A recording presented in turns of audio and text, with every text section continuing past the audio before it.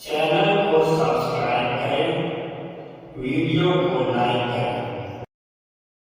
अल्हम्दुलिल्लाहि रब्बिल आलमीन वस्सलातु वस्सलामु अला हबीबिही अशरफिल अंबियाइ वल मुरसलीन अम्मा बअदु फअऊज़ु बिल्लाहि मिनश शैतानिर रजीम बिस्मिल्लाहिर रहमानिर रहीम अता अम्रुल्लाहि फला तस्तअजिलूहु सुब्हानहु व तआला अम्मा युश्रिकून ينزل الملائكة بالروح من أمره على من يشاء من عباده أن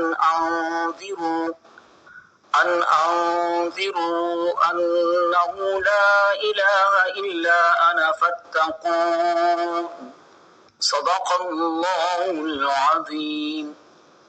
اللہ کا حکم آ پہنچا، سو اے کافرو تم اسے جلدی طلب نہ کرو، اللہ ان چیزوں سے پاک ہے اور بلند و برتر جن کو وہ اس کا شریک قرار دیتے ہیں۔ وہی فرشتوں کو وحی کے ساتھ اپنے حکم سے اپنے بندوں میں سے جس کے پاس چاہتا ہے بھیجتا ہے، اس حکم کے ساتھ کہ لوگوں کو خبردار کر دو کہ میرے سوا کوئی معبود نہیں، سو مجھ ہی سے ڈرو۔ اس سورہ مبارکہ کو سورۃ النحل اور سورۃ النعم کے نام سے یاد کیا جاتا ہے۔ سورہ مبارکہ کی آیت 68 میں شہد کی مکھی کا ذکر ہوا جو ہر اعتبار سے عجائبات قدرت کا مظہر ہے۔ وَأَوْحَى رَبُّكَ إِلَى النَّحْلِ أَنِ اتَّخِذِي مِنَ الْجِبَالِ بُيُوتًا وَمِنَ الشَّجَرِ وَمِمَّا يَعْرِشُونَ، اور آپ صلی اللہ علیہ وسلم کے پروردگار نے شہد کی مکھی کے دل میں ڈالا کہ پہاڑوں میں اور درختوں میں اور چھپروں میں اپنا گھر بنائے۔ اللہ رب ذوالجلال کی عظیم نعمتوں کے ذکر کی بنا پر سورہ مبارکہ کا نام سورۃ النعم یعنی وہ سورہ مبارکہ جس میں پروردگار کی بے شمار اور عظیم نعمتوں کا ذکر ہوا۔ 16 رکوعات اور 128 آیات پر مشتمل سورہ مبارکہ 3 آیات کے علاوہ رسول کریم صلی اللہ علیہ وسلم کی مکی زندگی کے آخری زمانہ میں نازل ہوئی۔ اس سورہ مبارکہ کے اکثر مضامین توحید باری تعالی، الوہیت اور استحقاق عبادت میں منفرد ہونے پر مشتمل ہیں۔ اس کے اثبات پر کئی دلائل دیے گئے اور شرک کی پرزور مذمت کی گئی ہے۔ کفار و مشرکین کو ایمان نہ لانے کی وجہ سے عذاب آخرت کی وعید سنائی گئی۔ نبوت و رسالت محمدی، قیامت اور جزا و سزا کا بنیادی اور مرکزی مضامین کی صورت میں ذکر فرمایا گیا۔ کفار و مشرکین نبی کریم صلی اللہ علیہ وسلم کے سچا ہونے میں قطعی شک نہیں کرتے تھے۔ جب سورۃ القمر کی آیت مبارکہ اقتربت الساعہ نازل ہوئی تو ایک دوسرے سے کہنے لگے، وہ کہتے ہیں کہ قیامت قریب ہے، بس تم اپنے بد کرتوتوں سے رک جاؤ، حتیٰ کہ جو کچھ ہونے والا ہے ہم اپنی آنکھوں سے دیکھ لیں۔ جب عذاب نہ اترا تو کہنے لگے، جس سے ہمیں ڈرایا گیا تھا وہ ہم نے تو نہیں دیکھا۔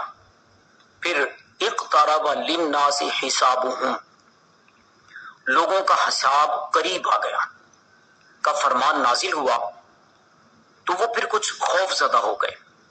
جب کچھ عرصہ گزر گیا تو ازراہ مذاق کہنے لگے، اے محمد صلی اللہ تعالی علیہ وسلم، جس کی آپ ہمیں دھمکی دیتے تھے، جس سے ہمیں ڈراتے تھے، وہ کچھ نظر تو نہیں آیا، اور جو تم کہتے ہو نازل بھی نہیں ہوا۔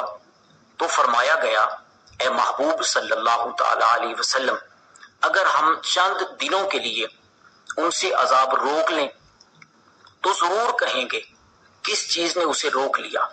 سنو، جس دن وہ عذاب ان پر آئے گا تو ان سے پھیرا نہ جائے گا، اور جس عذاب کا وہ مذاق اڑاتے ہیں انہیں گھیر لے گا۔ جن باطل خداؤں سے وہ امیدیں وابستہ کیے ہوئے ہیں وہ ان کی کچھ بھی مدد نہ کر سکیں گے۔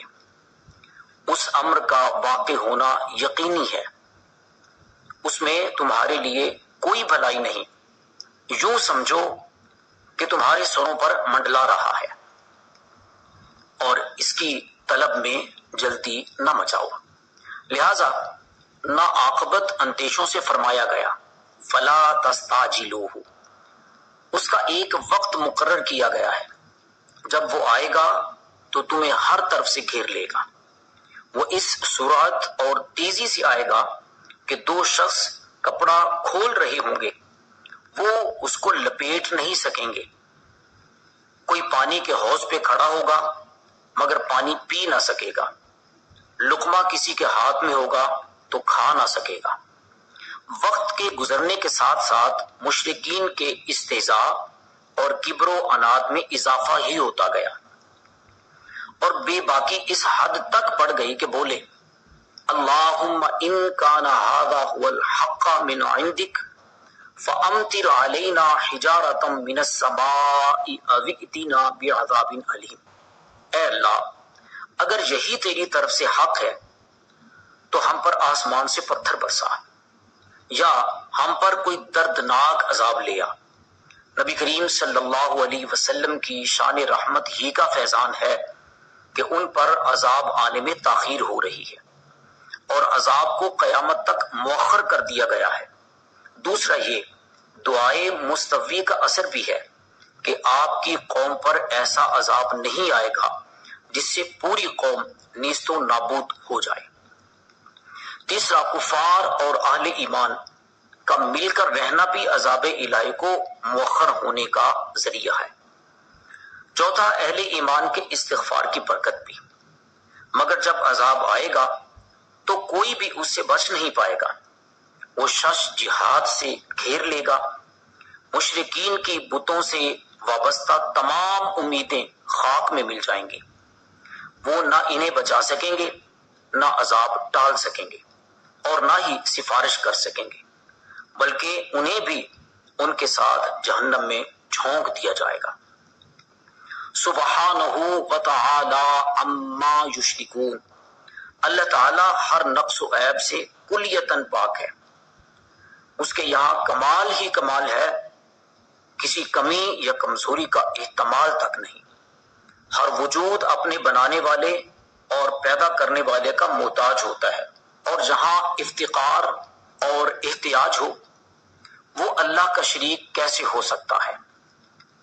نبوت و رسالت خاص اللہ تعالیٰ کا فضل ہے، وہ جس پر چاہتا ہے فرما دیتا ہے۔ اس میں کسی کا دولت مند اور رئیس ہونا، قبیلے اور خاندان کا سردار ہونا قطعی طور پر معیار الہی نہیں، وہ جس کو چاہتا ہے اس کے سر پر تاج نبوت سجا دیتا ہے، اور جبریل امی علیہ السلام کے ذریعہ سے اپنا پیغام حق لوگوں تک پہنچانے کے لیے منتخب فرما لیتا ہے، اور وہ خوب جانتا ہے کون اس کا اہل و حقدار ہے۔